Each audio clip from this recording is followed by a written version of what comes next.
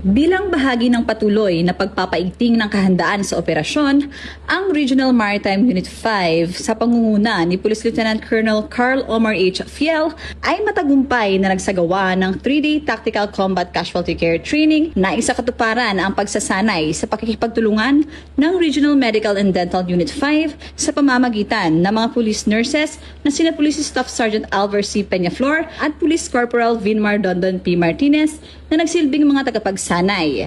Dinaluhan ito ng mga kapulisan mula sa iba't ibang maritime police station at maritime law enforcement team sa buong rehiyon.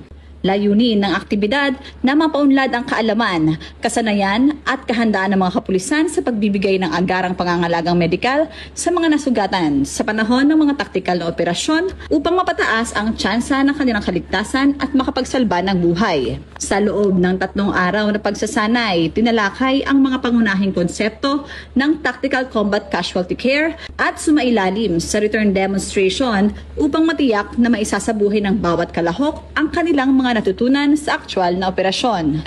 Patuloy na isinusulong ng Regional Maritime Unit 5 ang mga programang nagpapalakas sa kahandaan at kakayahan ng bawat kapulisan alinsunod sa advokasiyang bagong PNP para sa bagong Pilipinas, serbisyong mabilis, tapat at nararamdaman.